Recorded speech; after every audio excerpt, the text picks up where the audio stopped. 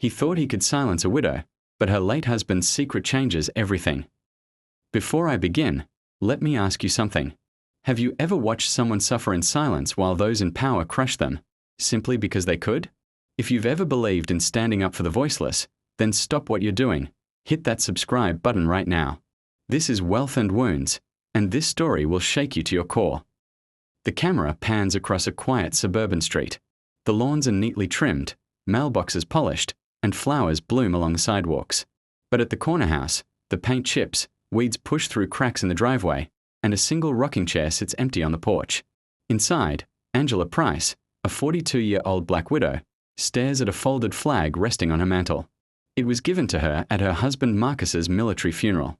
Angela whispers, "I promised you, Marcus. I promised I'd keep this house." She works double shifts at the diner, struggles to pay HOA fees, and still finds the strength to keep her late husband's dream alive. But one man wants to break her down. Richard Hale, the HOA officer who sees Angela not as a grieving mother, but as a nuisance. One afternoon, Angela kneels in the yard, trying to replant Marcus's favorite rose bushes. She's sweating, dirt on her hands, but smiling through it.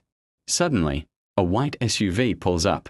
Richard Hale steps out, tall, suited, clipboard in hand. His voice cuts the peace. "Richard, sneering Mrs. Price, this lawn is a disgrace. Overgrown weeds. Peeling paint. This is not what our community stands for." Angela, calmly, "I'm doing my best. I just need more time."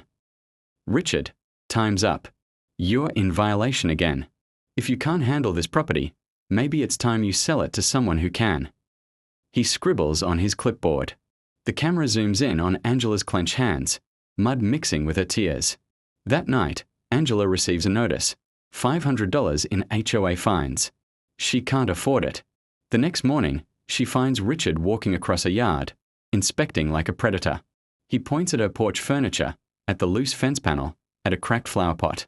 Angela runs out. "Angela, excuse me. You don't have the right to just walk onto my property like that." Richard, coldly, "Actually, under HOA bylaws, I do. This house is practically falling apart, Mrs. Price. Maybe you should move into an apartment." When Angela blocks his path, Richard grabs her arm and drags her a step aside. The camera freezes on Angela's shocked face. But across the street, a curtain shifts. Someone is watching. Meet Darnell Carter, a quiet man in his 50s who just moved into the neighborhood. He's a retired firefighter, known for his calm presence and intimidating stature. From his window, he saw Richard put his hands on Angela. His jaw tightens. Later that evening, Darnell walks across the street. Angela is watering the roses with trembling hands. "Darnell, softly, I don't mean to intrude. I just want to say, I saw what happened today. That man has no right to touch you." Angela hesitates, tears welling. "He won't stop. Ever since Marcus passed, he's been on me. Like he wants me gone." Darnell's eyes narrow. Then maybe it's time someone stood up to him. The HOA fines double. Letters arrive every week. Richard starts leaving voicemails, taunting Angela about foreclosure. At the diner where Angela works, Richard shows up just to embarrass her in front of coworkers. But every night, Darnell checks in. He helps mow her lawn, fixes a fence, and encourages her. Angela whispers, "Why are you helping me?" Darnell looks her in the eyes. Because bullies only win when good people stay silent. One hot afternoon, Richard storms into Angela's yard again, clipboard in hand. "Richard, that's it. This yard is still a violation. You're out of chances." Angela, snapping, "No. You don't get to treat me like trash." Richard grabs her arm again. But this time, Darnell is already walking across the street. "Darnell, booming, take your hands off her." Richard freezes. Darnell towers over him. Neighbors peek out from their windows. Richard, mocking, "Oh, look. The new guy thinks he's a hero." Darnell, "No. I just don't tolerate men who pick on widows." The tension hangs thick. For the first time, Richard looks nervous.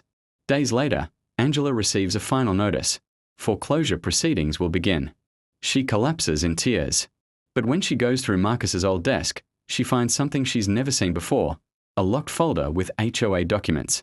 Inside are letters, receipts, and emails, proving Marcus once helped build the HOA itself. He wasn't just a member, he was a founding officer. And he caught Richard skimming money years ago. Angela gasps. Marcus, you knew. You tried to stop him. Angela and Darnell meet on the porch. She shows him the folder. Darnell, low voice, this isn't just about fines. Richard's been stealing from the HOA. Suddenly, headlights sweep across the lawn. Richard's SUV pulls up. He steps out slowly, a menacing grin on his face. Richard, darkly enjoying your little discoveries? You should have left when you had the chance. The screen fades to black. Narrator, family, you won't believe what happens when Angela decides to fight back. This is only the beginning. If you felt Angela struggle, if you believe no one should suffer in silence, then please like, comment, share, and subscribe to Wealth and Wounds. Your support keeps these stories alive.